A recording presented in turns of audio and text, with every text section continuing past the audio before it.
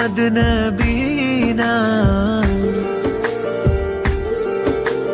محمد نبینا بالنور آتینا من مکہ حبیبی نور سطع المدینہ من صلى صلاته والتلب صفاته يا بخت اللي افتح له ماشي يشفع محمد نبينا محمد نبينا بالنور آتينا من مكة حبيبي نور سطع المدينة من صلى صلاته والتلب صفاته يا بخت اللي افتح له ماشي يشفع محمد نبينا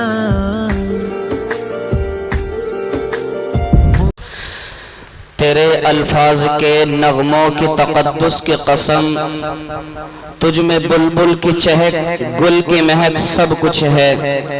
ماشاءاللہ محمد عمر صلی اللہ علیہ وسلم بڑے اچھے کلام سے نواز رہے تھے۔ اب بڑی اہم نصیحت اور گفتگو ہوگی۔ میں اپنے تمام ان ساتھیوں سے گزارش کروں گا کہ ادھر آ کر کے بیٹھ جائیں، آ کر کے بیٹھ جائیں، کھڑے نہ ہوں۔ جو پیچھے ہیں وہ بھی آ کر کے بیٹھ جائیں، جو پیچھے کھڑے ہوئے ہیں۔ بڑی اہم نصیحت اور گفتگو ہوگی۔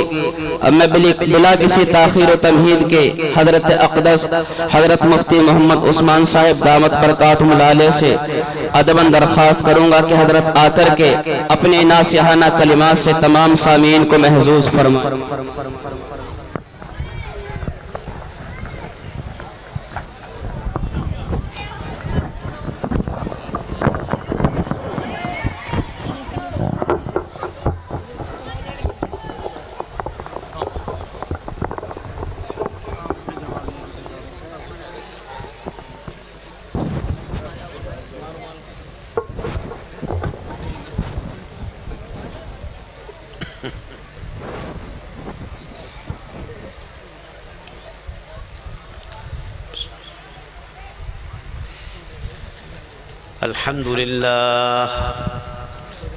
الحمد لله نحمده ونستعينه ونستغفره ونؤمن به ونتوكل عليه ونعوذ بالله من شرور أنفسنا ومن سيئات أعمالنا من يهده الله فلا مضل له ومن يضلله فلا هادي له ونشهد أن لا إله إلا الله وحده لا شريك له ونشهد أن سيدنا وحبيبنا وشفيعنا ومولانا محمدا عبده ورسوله أعوذ بالله من الشيطان الرجيم بسم الله الرحمن الرحيم وَلْتَكُنْ مِنْكُمْ أُمَّةٌ يَدْعُونَ إِلَى الْخَيْرِ وَيَأْمُرُونَ بِالْمَعْرُوفِ وَيَنْهَوْنَ عَنِ الْمُنْكَرِ وَأُولَئِكَ هُمُ الْمُفْلِحُونَ صدق اللہ العظیم۔ وقال النبی صلی اللہ تعالی علیہ وسلم من رأى منكم أمرا منكرا فليغيره بيده فإن لم يستطع فبلسانه فإن لم يستطع فبقلبه وذلك أضعف الإيمان أو كما قال عليه الصلاة والسلام۔ معزز حضرات علماء کرام، ائمہ اعظام، محترم بزرگوں، دوستوں، نوجوان ساتھیوں، پیارے بچوں اور یہاں پر دین کی باتوں کو سننے کے لیے آنے والی ہماری مائیں اور بہنیں، قرآن کریم کی ایک آیت اور اللہ کے نبی علیہ السلام کے فرامین مبارکہ میں سے ایک فرمان، ایک حدیث آپ حضرات کے سامنے تلاوت کی ہیں، پڑھی ہیں۔ بہت مختصر سے وقت میں کچھ قیمتی باتیں آپ حضرات سے عرض کرنی ہیں۔ دعا کریں کہ اللہ تعالیٰ مجھے صحیح کہنے اور ہم سب کو ان باتوں کو سننے سمجھنے اور عمل کرنے کی توفیق عطا فرمائے۔ یہ آیت جو قرآن کریم کی میں نے ابھی پڑھی ہے، اس آیت میں اللہ تبارک و تعالیٰ نے ارشاد فرمایا کہ لوگوں تمہارے درمیان میں کچھ افراد ایسے ہونے چاہیے، جماعت ایسی ہونی چاہیے جو لوگوں کو اچھائی بتاتی رہے اور برائیوں سے روکتی رہے، اچھے کو اچھا کہے اور برے کو برا کہے، اور اچھے کو اچھا کہنا اور برے کو برا کہنا یہ کام وہ آدمی کرتا ہے جس کے اندر تعلیم ہوا کرتی ہے۔ اسی جماعت اور انہی افراد کے بارے میں اللہ فرماتے ہیں وَأُولَئِكَ هُمُ الْمُفْلِحُونَ کہ یہ افراد جو اچھے کو اچھا اور برے کو برا کہتے ہیں اور تعلیم سے مزین ہوتے ہیں، یہی جماعت اس دنیا میں بھی کامیاب ہے اور اس دنیا سے جانے کے بعد آخرت میں بھی کامیاب ہے۔ یہ تعلیمی کام اور اچھے کو اچھا کہنا اور برے کو برا کہنا جس معاشرے سے اٹھ جاتا ہے، جس گھر سے یہ کام اٹھ جاتا ہے، جس خاندان سے یہ کام اٹھ جاتا ہے، یا جس قوم میں یہ کام نہیں رہتا، تعلیم یافتہ آدمی نہ ہوں، اچھے کو اچھا جاننے والے اور برے کو برا جاننے والے نہ ہوں، تو وہ گھر اور وہ خاندان اور وہ قوم اور وہ امت بربادی کے دہانے پہ ہوتی ہے اور اس کے دل اور دماغ پر جہالت سوار ہو جایا کرتی ہے۔ حضرت نبی اکرم صلی اللہ تعالی علیہ وسلم سے پہلے ایک رسول اس دنیا میں آئے تھے جن کو کہا جاتا ہے حضرت عیسیٰ علیہ السلام، جن کے اوپر ایک کتاب نازل ہوئی جس کا نام ہے انجیل، اور ان کے ماننے والوں کو کہا جاتا ہے عیسائی، جن کی تعداد دنیا میں آج بھی موجود ہے۔ یہ ہمارے نبی جناب محمد الرسول اللہ صلی اللہ تعالی علیہ وسلم سے تقریباً 650 برس پہلے ہیں۔ 650 برس کے بعد 575 سال تقریباً اتنا وقت گزرنے کے بعد حضرت نبی اکرم صلی اللہ تعالی علیہ وسلم اس دنیا میں تشریف لائے ہیں۔ یہ 650 برس کا جو زمانہ گزرا ہے، یہ ایسا زمانہ ہے کہ اس میں نہ کوئی نبی ہے، اس میں نہ کوئی رسول ہے، اور اس پورے 650 برس کے زمانے میں نہ کوئی نبیوں کی اور رسولوں کی محنت اور کام کو کرنے والا موجود ہے۔ یہ ایسا زمانہ ہے کہ اسی زمانے کو کہا جاتا ہے زمانہ فطرت، کہ اس 650 برس کے زمانے میں اللہ کی طرف سے کسی انسان پر جو رسول ہو یا نبی ہو، کسی انسان پر اللہ کی طرف سے حضرت جبرائیل کوئی وحی لے کر نہیں آیا۔ یہ 650 برس کا زمانہ ایسا گزرا کہ اس میں تعلیم یافتہ اور ایسے افراد اور ایسی جماعت کہ جو اپنے معاشرے کو برائیوں سے صاف کرے اور اچھائی ان کے اندر پیدا کرے، جو نبیوں کے وارثوں کا کام، جو رسولوں کے وارثوں کا کام ہوتا ہے، اس 650 برس کے زمانے میں وہ نہیں ہو سکا۔ اس کے نہ ہونے کی وجہ سے، اس معاشرے میں تعلیم کے نہ ہونے کی وجہ سے، اچھے کو اچھا اور برے کو برا نہ کہنے والوں کی وجہ سے، یہ 650 برس کا زمانہ ایسا زمانہ گزرا کہ اس زمانے کے لوگوں کے دل اور دماغ پر جہالت سوار ہو گئی۔ جس معاشرے میں اور جس قوم اور امت میں یہ تعلیمی کام اور اچھے کو اچھا کہنے والا اور برے کو برا کہنے والا نہیں ہوتا، ایسی قوم اور ایسی امت کے دل پر اور دماغ پر جہالت سوار ہو جایا کرتی ہے، اور ایسی جہالت سوار ہوتی ہے کہ بری تو بات بری ہے ہی، اگر اس جاہل قوم کے سامنے کوئی اچھی بات پیش کی جائے تو یہ جاہل قوم اس اچھی بات کو بھی قبول کرنے کے لیے تیار نہیں ہوتی۔ जिस कौम से ये तालीम उठ जाया करती है, जिस कौम से अच्छे को अच्छा कहना और बुरे को बुरा कहने वाले अफराद और कुछ जमात उस कौम से उठ जाया करती है, तो इस जमात के सर में और इसके दिल और दिमाग में ऐसी जहालत सवार होती है कि वो जहालत किसी अच्छी बात को कबूल नहीं करने देती। बुरी बात तो बहुत दूर की बात है, बुरी बात तो उनके समझ में आती है, लेकिन कोई अच्छी बात उनका दिल न कबूल करता है और न उनका दिमाग कबूल करता है। अल्लाह उनके दिमाग पर जहालत को सवार कर देता है। यही हुआ इस 650 बरस के जमाने में। इस 650 बरस के जमाने में क्या नहीं हुआ? आपने सुना है कि जब तक इस दुनिया में आप तशरीफ नहीं लाए, उस वक्त लोग क्या करते थे? अपनी बच्चियों को जिंदा दफन करते थे। अभी एक बच्ची तकरीर कर रही थी या नज़म पढ़ रही थी, वो पूरा वाकया उस बच्ची ने, उस बच्ची का जो जिंदा दफन हुई थी, उसका माशाअल्लाह नज़म के तौर पर आपको सुनाया है। ये वही लोग थे कि जिनके दिल और दिमाग पर जहालत सवार थी, जो अपनी बच्चियों को जिंदा कब्र में दफन करते थे। ये वही लोग थे कि जो पत्थरों की पूजा करते थे। ये वही लोग थे जो जिना में मुब्तला थे। ये वही लोग थे जो सूद में मुब्तला थे। ये वही लोग थे जो मरते दम ये नसीहत और वसीयत अपने बच्चों से करके जाया करते थे कि बेटा, इस आदमी से मुझे नफरत है और इससे मेरी दुश्मनी है। मेरे जाने के बाद जब तक तेरी जान में जान है और जब तक तेरी सांस में सांस है, तू भी इससे दुश्मनी बरकरार रखना और बरसरे पैकार रहना। ये किस वजह से था?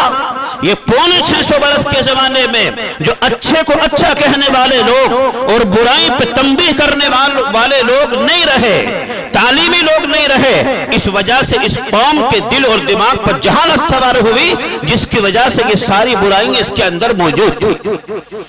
आपको पता है और ना पता हो तो मैं आपको बताऊं कि कलिमाए ला इलाहा इल्लल्लाह मुहम्मदुर रसूलुल्लाह से अच्छी बात इस दुनिया में कोई नहीं हो सकती।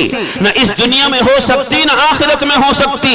सबसे अच्छी बात और सबसे आला बात अगर हमारे पास कोई है तो वो क्या है?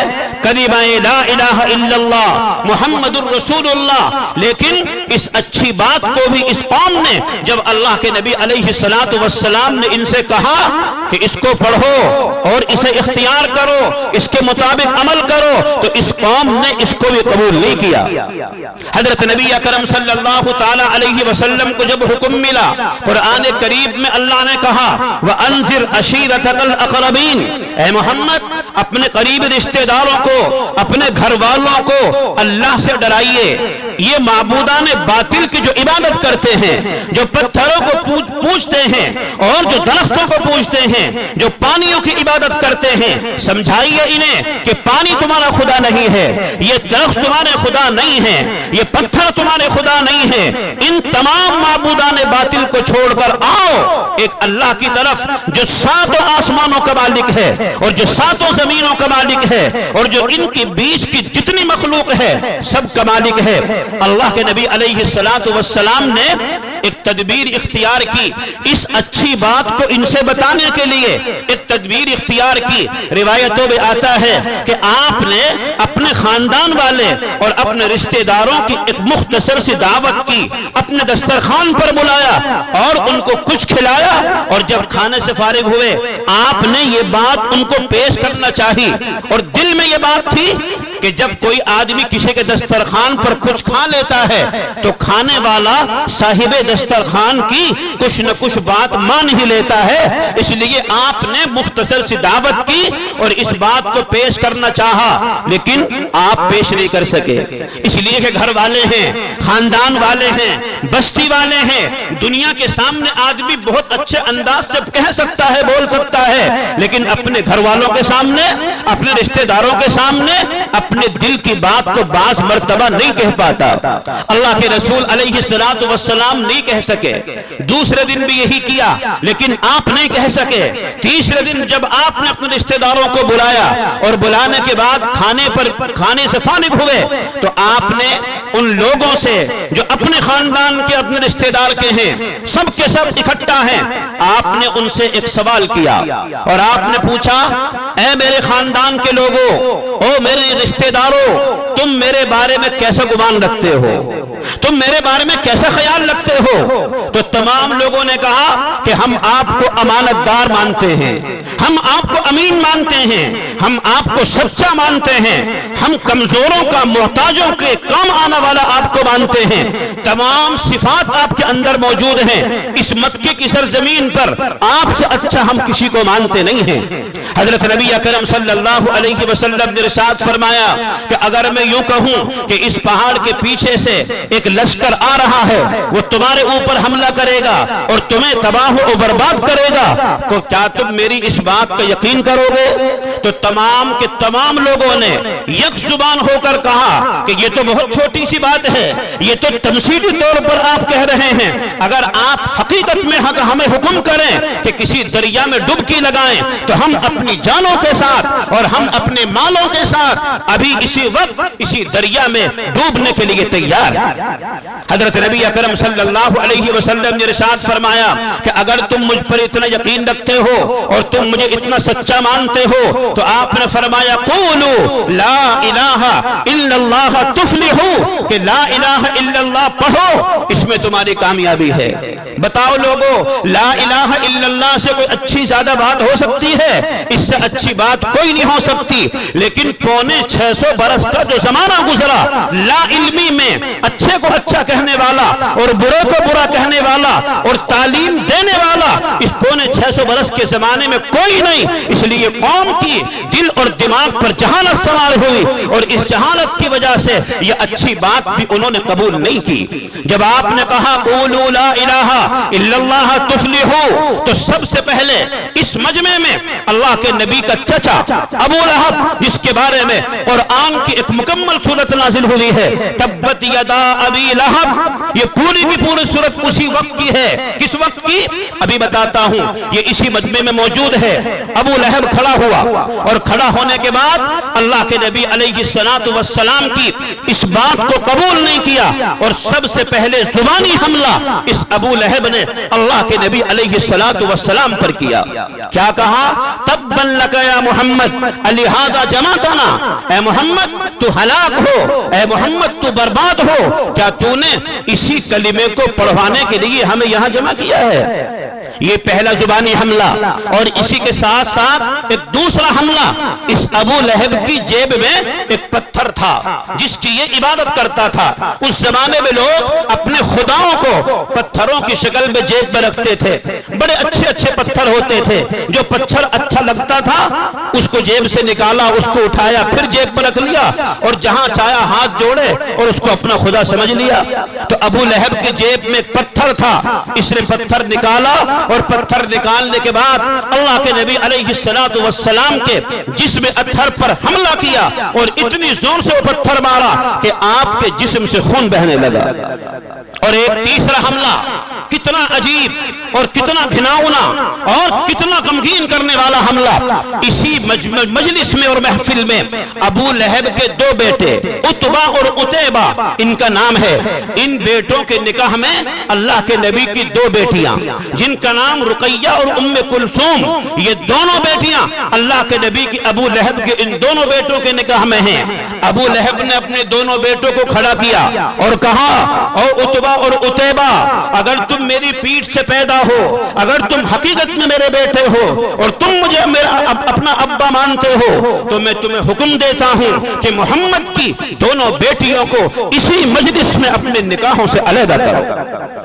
حضرت نبی اکرم صلی اللہ تعالی علیہ وسلم نیچی نگاہ کیے ہوئے بیٹھے ہیں اور آپ کی آنکھوں سے آنسو جاری ہے۔ آپ نے ابو لہب کا یہ زبانی حملہ بھی برداشت کیا اور آپ نے یہ پتھر کا حملہ بھی برداشت کیا اور آپ نے دو بیٹیوں کو طلاق دلوانا برداشت کیا۔ میں اور آپ اپنے گریبان میں جھانک کر دیکھیں، سارے مکے کے لوگ جمع ہیں اور آپ کے اوپر حملہ ہو رہا ہے، زبانی حملہ، جسمانی حملہ، دو بیٹی بیک وقت نکاح سے علیحدہ ہو رہی ہیں، طلاقیں ہو رہی ہیں۔ میری بہن، میری بیٹی، آپ کی بہن، آپ کی بیٹی، جس وقت دنیا کا کوئی انسان اپنے نکاح سے اس کو علیحدہ کرتا ہے، کیا گزرتی ہے اس باپ پر اور کیا گزرتی ہے اس ماں پر کہ جس ماں اور ماں کی بیٹی کو طلاق ہو رہی ہے. کائنات کا نبی جناب محمد رسول اللہ صلی اللہ علیہ وسلم کی دونوں بیٹیوں کو طلاق ہو رہی ہے. آپ کے جسم اور آپ کے دل اور دماغ پر کیا گزر رہی ہوگی؟ آپ نیچی نگاہ کیے بیٹھے ہیں اور آنکھوں سے آنسو جاری ہیں. سارا مجمع کھڑا ہوا, تنے تنہا محمد صلی اللہ علیہ وسلم کو یہی چھوڑا اور سارا مجمع کھڑے ہو کر ابو طالب کے پاس گیا. کیونکہ مکے کی سرزمین پر اگر محمد کا کوئی حمایتی تھا, اگر محمد کا کوئی مددگار تھا تو وہ ابو طالب تھا. ابو طالب کے علاوہ کوئی محمد کا پرسان حال نہیں. یہ سارا مجمع کھڑا ہوا اور کھڑے ہو کر ابو طالب کے پاس گیا اور ابو طالب کے پاس جا کر کہا کہ ابو طالب, اپنے بھتیجے کو اس تعلیم کے کام سے, اچھے کو اچھا اور برا کہنے سے, اچھے کو اچھا اور برے کو برا کہنے سے, یہ تعلیمی کام سے اس آدمی کو روکو. یہ تیرا بھتیجا ہے, اگر تو نے اسے نہیں روکا تو تیری بھی خیریت نہیں ہے اور تیرے بھتیجے محمد کی بھی خیریت نہیں ہے. جب بستی کے لوگ اور محلے کی ایک جماعت کی جماعت کسی انسان کے پاس کچھ تقاضا لے کے جائے گی تو ظاہر سی بات ہے اس آدمی پر اثر ہوگا. ابو طالب سے اس جماعت نے یہ مطالبہ کیا اور یہاں تک کہا کہ ابو طالب, اگر تیرے بھتیجے محمد کو مال کی ضرورت ہے تو ہم مکے کے سارے آدمی مل کر محمد کو سارا مال حوالہ کرتے ہیں اور مکے کا سب سے بڑا مالدار تسلیم کرنے کے لیے تیار ہے. اور اگر تیرے بھتیجے محمد کو کسی بادشاہت کی ضرورت ہے تو ہم مکے والے سارے مل کر تیرے بھتیجے محمد کو بادشاہ تسلیم کرنے کے لیے تیار ہے. اور اگر تیرے بھتیجے محمد کو کسی حسین اور جمیل عورت کی ضرورت ہے تو اس مکے کی سرزمین پر جو سب سے زیادہ حسین اور جمیل عورت ہوگی ہم اسے اس کے حوالے کرنے کے لیے تیار ہیں, لیکن محمد کو اس کام سے باز رکھو کہ وہ ان معبودان باطلہ سے ہٹا کر ایک اللہ کی طرف متوجہ نہ کرے. نبی اکرم صلی اللہ تعالی علیہ وسلم کو ابو طالب نے بلایا اور ابو طالب نے بلانے کے بعد سمجھایا اور کہا کہ بھتیجے, سارے کے سارے مکے والے میرے پاس یہ کام, یہ بات لے کر آئے ہیں اور وہ چاہتے ہیں کہ تم اس کام سے باز رہو. ان معبودان باطل سے ہٹا کر ایک اللہ کی طرف بلانے کا کام نہ کرو, یہ تعلیمی کام نہ بڑھاؤ. اللہ کے نبی علیہ السلام سن رہے ہیں اور ابو طالب نے کہہ بھی دیا کہ اگر مال کی ضرورت ہے تو مال مل جائے گا, اگر بادشاہت کی ضرورت ہے تو بادشاہت مل جائے گی, اگر عورت کی ضرورت ہے تو عورت مل جائے گی. ان باتوں کو سن رہے ہیں اور آپ کی آنکھوں سے آنسو ٹپا ٹپ زمین پر گر رہے ہیں. دل میں یہ بات آ گئی کہ آج تک ابو طالب میرا حمایتی تھا, لیکن آج ابو طالب کی زبان سے جو باتیں نکل رہی ہیں ان سے ایسا لگ رہا ہے کہ آج کے بعد ابو طالب بھی میرا حمایتی نہیں رہے گا. جب بھتیجے کی آنکھوں سے آنسو نکلے تو ابو طالب نے کیا کہا؟ ابو طالب چونکہ چچا ہے اور بھتیجے کی آنکھوں سے آنسو ٹپکتے ہوئے کیسے برداشت کر سکتا ہے, تو ابو طالب نے کہا کہ بھتیجے, رونے کی ضرورت نہیں, پریشان ہونے کی ضرورت نہیں. اگر تجھے کوئی پریشانی ہے, اگر تجھے کوئی دقت ہے اور اس کام کو کرنا ہی چاہتا ہے تو ٹھیک ہے, جو کام تجھے کرنا ہو کر.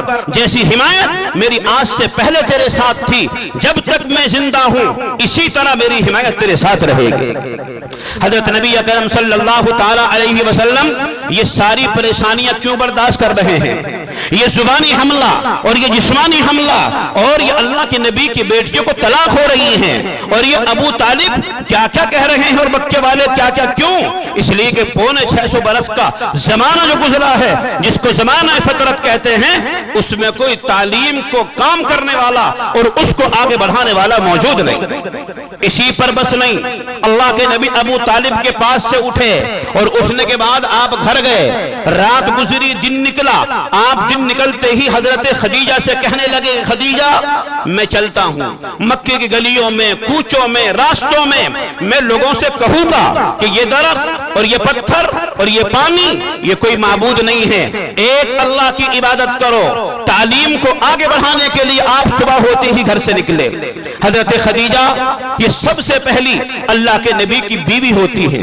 سب سے پہلے اللہ کے نبی نکلے گھر سے اور آپ کو پورا دن ہو گیا, دوپہر ہو گیا, شام ہو گئی اور شام ہونے کے بالکل غروب ہونے کے قریب ہے سورج. تو حضرت خدیجہ کے ذہن میں یہ بات آئی کہ اللہ کے نبی اور میرے شوہر صبح گھر سے نکلے ہیں، پورا دن ہو گیا ابھی واپس نہیں آئے، تو ان کے دل میں یہ بات آ گئی، ہو سکتا ہے نعوذ باللہ مکے کے کسی آدمی نے، اسلام دشمن نے میرے شوہر اور میرے نبی پر کہیں حملہ تو نہیں کر دیا، اور جس کی وجہ سے آپ دنیا میں موجود نہ ہوں۔ اس لیے شام کے وقت میں حضرت فاطمہ رضی اللہ تعالی عنہا کو بلایا، اور بلانے کے بعد کہا کہ فاطمہ تیرے ابا صبح نکلے ہیں، پورا دن ہو گیا اب تک واپس نہیں آئے، اور اس مکے میں تیرے ابا کا کوئی حمایتی نہیں ہے، اس مکے میں تیرے ابا کو کوئی کھانا دینے والا اور کوئی پانی دینے والا بھی نہیں ہے، مجھے ایسا لگتا ہے کہ آج تیرے ابا اس دنیا میں نہیں ہیں، جاؤ اپنے ابا کو تلاش کر کے لاؤ۔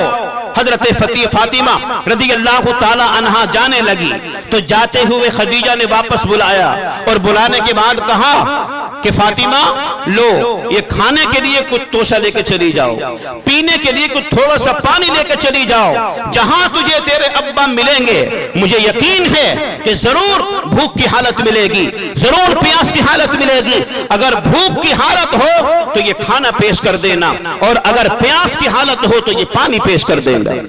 حضرت فاطمہ رضی اللہ تعالی عنہا تلاش کر رہی ہیں، مکے کے گلیوں میں، راستوں میں، کوچوں میں، جگہ جگہ اللہ کے نبی اور اپنے ابا کو تلاش کر رہی ہیں، لیکن حضرت فاطمہ کو اپنے ابا نہیں ملے، پریشان ہو گئی، اور فاطمہ کے ذہن میں بھی یہ بات آ گئی کہ آج میرے ابا اس دنیا میں نہیں ہیں۔ اس بات کو لے کر اپنے گھر کو واپس ہونے لگی غمگین حالت میں۔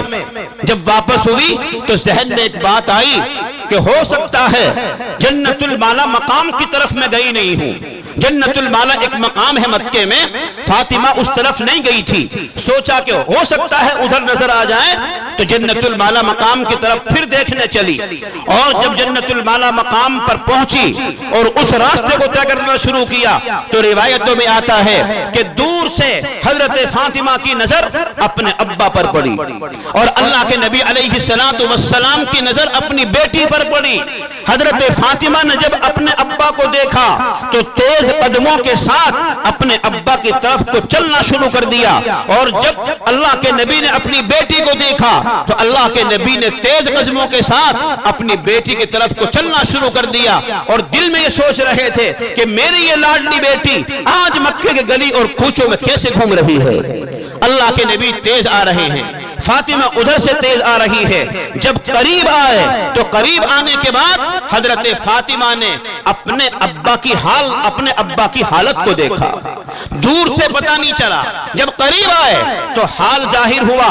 روایتوں میں آتا ہے فاطمہ کہتی ہیں کہ جب میں نے اپنے ابا کو قریب سے دیکھا تو میرے ابا کے کپڑے پھٹے ہوئے تھے، اور میرے ابا کے جسم سے خون بہ رہا تھا، اور یہاں تک کہ جب میں نے اپنے ابا کے چہرے کو دیکھا تو میرے ابا کے چہرے کے اوپر جس چہرے کی نورانیت اور رونق کے سامنے اس چاند اور سورج کی روشنی پھیکی پڑ جائے گی، دشمنان اسلام نے اس چہرے کے اوپر نعوذ باللہ تھوک رکھا ہے۔ آپ کے چہرے کے اوپر تھوکا، آپ کے کپڑوں کو پھاڑا گیا، آپ کے جسم کو خون سے لہو لہان کیا گیا، اور اس حالت کو کون دیکھ رہی ہے؟ حضرت فاطمہ، جو اتنی لاڈلی بیٹی کہ اتنی لاڈلی بیٹی کسی ابا کو قیامت تک حاصل نہیں ہوگی۔ اللہ کے نبی علیہ السلام جب گھر سے چلتے سفر کے لیے سب سے آخر میں فاطمہ سے ملتے، جب کہیں سے آتے تو سب سے پہلے فاطمہ سے ملتے۔ اتنی لاڈلی بیٹی اپنے ابا کی اس حالت کو دیکھ کر کیسے رہ سکتی تھی؟ کوئی دنیا کی بیٹی رہ نہیں سکتی، تو فاطمہ کیسے رہ سکتی تھی؟ روایتوں میں آتا ہے فاطمہ کہتی ہیں کہ جب میں نے اپنے ابا کی اس حالت کو دیکھا تو میری چیخ نکل گئی، میں رونے لگی، روتے ہی میرے ابا نے مجھے گلے لگایا، اور میں نے اپنے ابا کو گلے سے لگایا۔ ایک بیٹی اپنے باپ کے گلے سے مل رہی ہے، اور باپ اپنے بیٹی کے گلے سے مل رہا ہے، اور دونوں کے دونوں رو رہے ہیں۔ یہ آسمان آج بھی گواہ ہے، یہ سورج اور چاند آج بھی گواہ ہے کہ ایک باپ اور ایک بیٹی جنت المالا مقام میں کھڑے ہو کر ایک راستے میں گلے سے مل کر رو رہی ہیں۔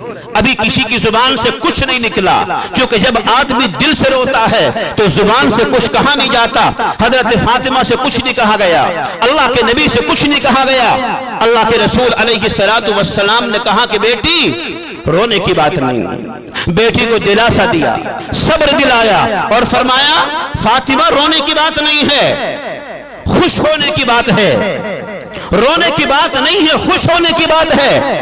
تو فاطمہ نے کہا کہ کیا ہے خوش ہونے کی بات؟ کہ رو مت، بلکہ یوں پوچھ کہ آج تیرے ابا نے جنت المالا مقام میں جو قربانی پیش کی ہے، جس کے نتیجے میں تیرے ابا کے کپڑے پھٹے ہیں، جسم سے خون بہ رہا ہے، اس چہرے کے اوپر ظالموں نے تھوک رکھا ہے، یوں پوچھ کہ اس قربانی پر اللہ نے عرش پر بیٹھ کر آج کیا فیصلہ فرمایا ہے؟ آج کیا فیصلہ فرمایا اللہ نے؟ تو حضرت فاطمہ نے اپنے ابا سے پوچھا کہ ابا جان بتاؤ آج کی آپ کی اس قربانی پر عرش پر بیٹھ کر اللہ نے کیا فیصلہ فرمایا؟ تو اللہ کے نبی علیہ السلام نے ارشاد فرمایا کہ فاطمہ اس قربانی پر آج عرش پر بیٹھنے والے خدا نے یہ فیصلہ کیا ہے کہ تیرے ابا کا لایا ہوا یہ دین اور تیرے ابا کا لایا ہوا یہ کلمہ لا الہ الا اللہ محمد الرسول اللہ قیامت آنے سے پہلے ایک دن دنیا میں ایسا ضرور آئے گا کہ یہ دنیا کے ہر کچے پکے گھر میں پہنچ کر رہے گا۔ نعرہ تکبیر، بھائی نعرہ تکبیر، اللہ اکبر زور سے کہیں نعرہ تکبیر۔ علماء اکرام، علماء دیوبند، نعرہ تکبیر۔ یہ پریشانیاں کیوں برداشت کرنی پڑ رہی ہیں؟ یہ پریشانیاں برداشت کرنی پڑ رہی ہیں کہ 650 برس کے زمانے میں کوئی تعلیمی محنت نہیں، کوئی تعلیمی محنت نہیں ہے۔ لوگوں اتنی مشقتوں کے ساتھ اور اتنی پریشانیوں کے ساتھ آج یہ دین ہم تک پہنچا ہوا ہے، جس کی وجہ سے ہماری مسجدیں اور مدرسے آباد ہیں، ہمارے سروں کے اوپر ٹوپی، چہرے کے اوپر داڑھی، یہ سنتی لباس ہے تو ان صحابہ کی قربانیوں کا نتیجہ ہے اور نبی علیہ السلام کی قربانیوں کا نتیجہ ہے۔ وہ اتنی قربانیاں دے کر چلے گئے، اتنی پریشانیاں اٹھا کر چلے گئے، اور آج یہ اسلام، آج یہ مذہب اسلام غیر تو دور کی بات ہے، خود مسلمانوں کے دروازوں کی کنڈی کھٹکھٹا رہا ہے۔ مسلمانوں مجھے یتیم نہ بناؤ، مسلمانوں مجھے بے یار و مددگار نہ چھوڑو، یہ اسلام مسلمانوں سے فریاد کر رہا ہے اور دروازوں کی کنڈی کھٹکھٹا کر مسلمانوں سے کہہ رہا ہے مسلمانوں بڑی پریشانیاں جھیلی ہیں تمہارے بڑوں نے، صحابہ نے اور رسولوں نے، اور ان پریشانیوں کے نتیجے میں یہ دین تم تک پہنچا ہے۔ مجھے اپنے گھر کے اندر داخل کرو، مجھے اپنی زندگیوں میں داخل کرو، مجھے اپنے لباس میں داخل کرو، مجھے اپنی شادیوں میں داخل کرو، مجھے اپنے ولیمے میں داخل کرو، مجھے اپنے عقیقے میں داخل کرو۔ لیکن یہ آج کا مسلمان اس اسلام گویا کہ جو بے سہارا اور یتیم بچہ راستے میں گھوم رہا ہے، اس کے سر کے اوپر یہ مسلمان ہاتھ رکھنے کے لیے تیار نہیں، یہ مسلمان ہاتھ رکھنے کے لیے تیار نہیں ہے۔ یہ اچھائی کو اچھا نہ کہنا اور برائی کو برا نہ کہنا، یہ اس کی وجہ ہے کہ آج ہمارے معاشرے کے اندر جہالت پھیلی ہوئی ہے۔ اگر ہمارے گھروں کے اندر کوئی تعلیم یافتہ آدمی ہوتا، کوئی اچھے کو اچھا کہنے والا ہوتا، تو ہماری بچیوں کے سر سے روپٹہ نہ اترتا، ہماری بچیوں کے جسم پر ایسا لباس نہ ہوتا کہ جس لباس کے لیے اللہ کے نبی نے فرمایا کہ ایک وقت آئے گا کہ عورتیں لباس پہننے کے باوجود بھی ننگی ہوں گی۔ اللہ کے نبی علیہ السلام نے فرمایا رب کاسیات عاریات ممیلات مائلات لا يدخلن الجنہ۔ اللہ کے نبی فرماتے ہیں کہ ایک وقت آئے گا کہ عورتیں کپڑا پہننے کے باوجود ننگی ہوں گی۔ کیسے وہ کپڑے ہیں؟ یا تو اتنا تنگ کپڑا پہنا جائے گا کہ اس سے بدن کی ساری بناوٹ نظر آئے گی، یا اتنا اونچا لباس پہنا جائے گا کہ اس سے عورت کے بدن کا حصہ نظر آئے گا، یا اتنا باریک اور مہین لباس پہنا جائے گا کہ عورت کا بدن اس کپڑے کے اندر سے نظر آ رہا ہے۔ یہ وہ کپڑے ہیں کہ جن کو پہننے کے باوجود اللہ کے نبی فرماتے ہیں کہ اگرچہ عورت نے یہ کپڑے اونچے پہنے ہوئے ہیں، یہ ٹائٹ کپڑا پہنا ہوا ہے، یہ باریک اور مہین لباس پہنا ہوا ہے، لیکن لباس پہننے کے باوجود ننگی ہیں، اللہ کے نبی فرماتے ہیں لا يدخلن الجنہ، ایسا لباس پہننے والی عورتیں جنت میں داخل نہیں ہو سکتے۔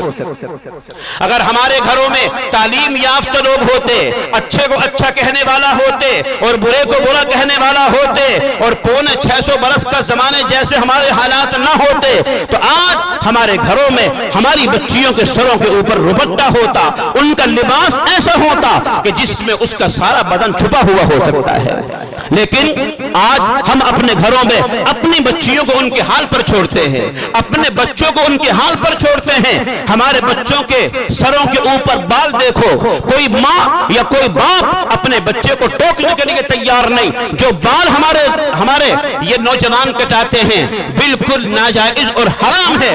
ہر وقت سوتے جاگتے ہر وقت اس کے اوپر گناہ ہو رہا ہے۔ ہمارے یہ نوجوان بچے، ان کے سروں کے اوپر بال کیسے ہونے چاہیے، کیسے نہیں ہونے چاہیے، یہ کب پتہ لگے گا؟ جب ہم تعلیم یافتہ ہوں گے، جب اللہ کے نبی کی سیرت سے ہم واقف ہوں گے، اللہ کے نبی کی تعلیم سے واقف ہوں گے۔ ہماری بچیوں کے دوپٹے کیسے ہوں، ہماری بچیوں کا لباس کیسا ہو، ہمارے بچوں کے سر کے اوپر بال کیسے ہوں، ہمارے بچے اور بچیوں کی شادیاں کیسے ہوں، ولیمہ اور نکاح کیسے ہوں، ان تمام چیزوں کے صحیح کرانے کے لیے ضرورت ہے علم کی۔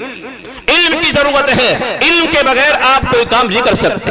علم کے بغیر آپ نہ نماز پڑھ سکتے، نہ روزہ رکھ سکتے، نہ زکوٰۃ دے سکتے، نہ حج کر سکتے۔ دنیا کا کوئی بھی کام آپ علم کے بغیر نہیں کر سکتے۔ اس لیے سب سے پہلی ضرورت ہے انسان کی کیا بھائی؟ سب سے پہلی ضرورت انسان کی کیا ہے؟ علم۔ علم کے بغیر، تعلیم کے بغیر انسان کامیاب نہیں ہو سکتا ہے۔ چاہے کسی بھی میدان میں ہو، سیاست کے میدان میں، صنعت اور حرفت کے میدان میں، یا زراعت اور کاشتکاری کے میدان میں، کسی بھی میدان میں ہو، بغیر علم کے کوئی آدمی کسی میدان میں کامیاب نہیں ہو سکتا۔ اور آج تو پہلے کے مقابلے مسلمانوں تمہیں علمی میدان میں محنت کرنے کی زیادہ ضرورت ہے۔ تمہارے اسلام کے ساتھ کیسا کھلواڑ ہو رہا ہے، تمہارے نبی کے طریقے کے ساتھ کیسا کھلواڑ ہو رہا ہے۔ مسلمانوں آج کے وقت میں تو اللہ کے نبی کے طریقے کو اور زیادہ سینے سے لگانے کی ضرورت ہے۔ لئن شکرتم لأزیدنکم ولئن کفرتم ان عذابی لشدید۔ اللہ کہہ رہا ہے اگر تم ناشکری کرو گے تو عذاب میں مبتلا کروں گا، اور اگر تم شکر کرتے رہو گے تو نعمت کو بڑھاتا رہوں گا۔ ہماری عورتوں نے پردے کی ناقدری کی، ہماری عورتوں نے حجاب کی ناقدری کی، ہماری عورتوں نے پردے کے پرچے اڑائے، اس لیے اللہ نے اس نعمت کو چھینا کہ نہیں چھینا۔ کیا کہہ رہے ہیں؟ کیا کہہ رہے ہیں ہائی کورٹ اور سپریم کورٹ؟ کہ پردہ کوئی اسلامی کام نہیں ہے، یہ کوئی پردہ اسلام کا کوئی خاصہ نہیں ہے۔ عورتوں نے پردے کو اپنے سے الگ کیا تو اس کے اوپر سوال اٹھنے لگے، اس پردے کا احترام نہیں کیا، اس کی عزت نہیں کی، اس نعمت کی قدر نہیں کی تو اس کے اوپر سوال اٹھنے لگے۔ مسلمانوں آپ کے پاس یہ ٹوپی سروں کے اوپر جو ہے، یہ صرف مدرسے والے، دعوت و تبلیغ والے، یہ ان سے متاثر آدمی اس ٹوپی کی حفاظت کرتے ہیں۔ اس کے علاوہ 90% ہمارا نوجوان اس ٹوپی کی بھی قدر نہیں کر رہا ہے، اس کا احترام نہیں کر رہا ہے۔ ایسا نہ ہو کہ جیسا آج کے وقت میں حجاب کا مسئلہ ہائی کورٹ اور سپریم کورٹ میں ہے، کوئی وقت ایسا نہ آ جائے کہ آپ کی یہ ٹوپی کا مسئلہ بھی نہ اٹھ جائے۔ اس لیے کہ جب کوئی نعمت کی قدر نہیں ہوتی تو پھر اللہ تعالیٰ عذاب میں مبتلا کر دیتے ہیں، اور قدر کرو گے تو انشاءاللہ نعمتیں بڑھتی چلی جائیں گی۔ اس لیے آج کے وقت میں عورتوں کو بھی پردہ کرنے کی پہلے کے مقابلے زیادہ ضرورت ہے، اور آج کے وقت میں مسلمانوں کو اپنے سروں کے اوپر ٹوپی رکھنے کی پہلے کے مقابلے زیادہ ضرورت ہے۔ اپنی تعلیم کو سینے سے لگاؤ، اپنے رسول کی سنت کو سینے سے لگاؤ، آپ کی سیرت کو پڑھو، اپنے سینے سے لگاؤ، اسی میں ہماری کامیابی ہے۔ آپ اس ہندوستان میں اسلام کو کیسا دیکھنا چاہتے ہیں؟ اس ہندوستان میں اسلام کو دبایا جانا چاہتے ہیں یہ بلند کرنا چاہتے ہیں؟ جتنے حضرات بیٹھے ہیں بتاؤ کہ اللہ کے نبی کی سیرت اور اللہ کے نبی کا طریقہ اس ہندوستان میں زندہ رہنا چاہیے کہ نہیں؟ ارے زندہ رہنا چاہیے کہ نہیں؟ اس ہندوستان کو ہمارے علماء نے قربانیاں دے کر آزاد کرایا ہے، اس ہندوستان میں مسلمانوں کا برابر کا حق ہے، اور ہمیں یقین ہے اور ہم کہتے ہیں انشاءاللہ جب تک یہ ہندوستان رہے گا، یہاں کا مسلمان اس ہندوستان کی زمین کو اپنے سجدوں سے انشاءاللہ آباد کرتا رہے گا۔ جب تک یہ ہندوستان ہے تب تک ہمارے مدارس ہیں، جب تک یہ ہندوستان ہے تب تک ہماری مسجدیں ہیں، اور جب تک یہ ہندوستان ہے انشاءاللہ مسلمان ہے، یہاں قیامت تک آنے تک انشاءاللہ اس ہندوستان کو ہم اپنے سجدوں سے اور اپنی تعلیم سے انشاءاللہ آباد کرتے رہیں گے۔ کریں گے کہ نہیں کریں گے بھائی؟ یہ ادارہ جو قائم کیا گیا ہے، کیا نام ہے اس کا؟ یہ ادارہ جو قائم کیا گیا جامعہ دارالقرآن رفیقیہ، یہ قرآن دارالقرآن ماشاءاللہ، یہ جو اس کا نام رکھا گیا ہے قرآن کی تعلیم کے لیے اس کو قائم کیا گیا ہے۔ قرآن ہی کی وہ تعلیم ہے کہ جس کا مقابلہ دنیا میں کوئی تعلیم نہیں کر سکتی، جس کا مقابلہ دنیا میں کوئی تعلیم نہیں کر سکتی۔ مسلمانوں، اگر آپ زندہ عزت کے ساتھ رہنا چاہتے ہو تو قرآن کریم کو مضبوط پکڑو۔ قرآن کریم کو جب تک مسلمانوں نے مضبوط پکڑا تب تک وہ باعزت رہے۔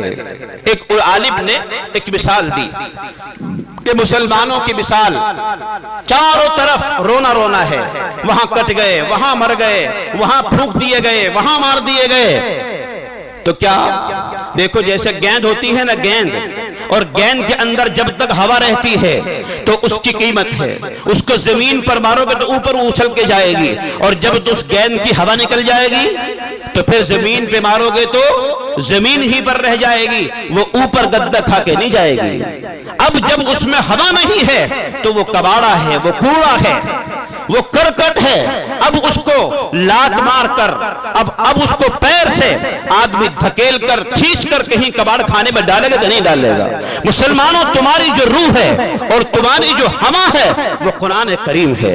جب تک قرآن کریم کی تعلیم تمہارے اندر رہے گی تم گیند کی طرح پھولے ہوئے ہو، اگر زمین پر لگے گی تو پٹک کر اور زمین پر لگ کر اوپر جائے گی طاقت اور ہمت کے ساتھ، اور جب تک تمہاری یہ قرآنی تعلیم اور یہ روحانیت تمہارے اندر سے ختم ہو جائے گی تم بے ہوا گیند کی طرح ہو جس کے اندر کوئی ہوا نہیں ہے۔ اب اس کو جلایا جائے گا، اب اس کو کوڑے میں پھینکا جائے گا، اب اس کو مارا جائے گا۔ جہاں جہاں بھی یہ کام ہو رہے ہیں یہ وہی ہیں کہ جہاں مسلمانوں میں قرآنی تعلیم کی روحانیت نہیں ہے۔ اس لیے قرآن کریم کی تعلیم کو زندہ رکھنے کے لیے ہمیں فکر کرنے کی ضرورت ہے، قرآن کریم کی تعلیم کو عام کرنے کے لیے ہمیں فکر کرنے کی ضرورت ہے۔ وکیل، ڈاکٹر، انجینئر، جیسے ابھی ہمارے وکیل صاحب کہہ رہے تھے کہ ہمارے علماء کو بھی اچھا موقع ہے کہ IAS بنے، IPS بنے، فلاں بنے، ڈھگرا بنے۔ ہم دعوت دیتے ہیں ان وکلا کو، ہم دعوت دیتے ہیں ان ڈاکٹروں کو، ہم دعوت دیتے ہیں ان انجینئروں کو کہ ہمارے ڈاکٹر اور ہمارے انجینئر اور ہمارے پروفیسر اور ہمارے جتنے وکیل صاحب ہیں وہ ایک عالم بھی بنے، وہ ایک عالم بھی بنے۔ عالم اگر SI اور IPS ہو سکتا ہے تو ایک وکیل بھی عالم ہو سکتا ہے، ایک ڈاکٹر بھی عالم ہو سکتا ہے، ایک انجینئر بھی عالم ہو سکتا ہے۔ علماء کی فکر کرنے کی ضرورت نہیں، علماء کی الحمدللہ دنیا بھی کامیاب ہے اور آخرت بھی کامیاب ہے، آخرت بھی کامیاب ہے۔ سب لوگوں کو علماء کی فکر ہے۔ ارے علماء تو وہ ہیں جو ساری دنیا کی فکر کرتے ہیں، کسی سے کوئی فیس نہیں لیتے، بغیر فیس کے کروڑوں کی تعداد میں علماء اور مفتیوں کو تیار کر دیا، اور سارے ہندوستان کی کروڑوں مسجدیں الحمدللہ بے فیس کے بنے ہوئے علماء اور قراء سے آباد ہیں۔ یہ آباد ہیں، ان کی محنتوں کو سراہنے کی ضرورت ہے، ان کا احسان ماننے کی ضرورت ہے۔ یہ مدرسے نہ ہوتے تو آپ کی مسجدیں آج ویران ملتی، یہ مدرسے نہ ہوتے تو آپ کے جنازے کو پڑھانے والے نہ ملتے۔ دوستو، ان کی قدر کرو اور مدارس کو آگے بڑھانے کے لیے کوشش اور محنت کرو۔ آپ کا یہ ذرا سا پودا 6 مہینے کا عرصہ ہوا ہے، اس کو، اس مدرسے کو 6 مہینے کا عرصہ ہوا۔ 6 مہینے کا ایک چھوٹا سا یہ بچہ ہے، چھوٹے سے اس چھوٹی سی عمر میں 6 سال کی عمر میں بچہ کتنا کام کر سکتا ہے؟ 6 سال کا جو بچہ ہوتا ہے اس کی ضروریات کو پورا کرنے کے لیے ماں باپ محنت کرتے ہیں، ماں اسے کپڑا بھی دیتی ہے، باپ اسے کپڑا دیتا ہے، کھانے کے لیے ماں باپ دیتے ہیں، بھائی اس کی رکھوال کر نگرانی کرتے ہیں۔ جب بالغ ہو جاتا ہے تو پھر وہ دوسروں کی دیکھ کرتا ہے. اب یہ 6 مہینے کا بچہ ہے, یہ مدرسہ دارالقرآن, تو اب کیا ضرورت ہے؟ اب اس بچے کو آپ کی ضرورت ہے, آپ اس کی ضرورت کو پورا کریں اور اس کو بالغ بنائیں. اور جب یہ بالغ ہو جائے گا اور جب یہ اتنا بڑا درخت بن جائے گا تو انشاءاللہ پھر اسی دارالقرآن سے سینکڑوں حافظ اور سینکڑوں مفتی اور سینکڑوں علماء انشاءاللہ یہاں سے تیار ہوں گے. اب آپ اس کی حفاظت کرو, اب آپ اس کی حفاظت کرو.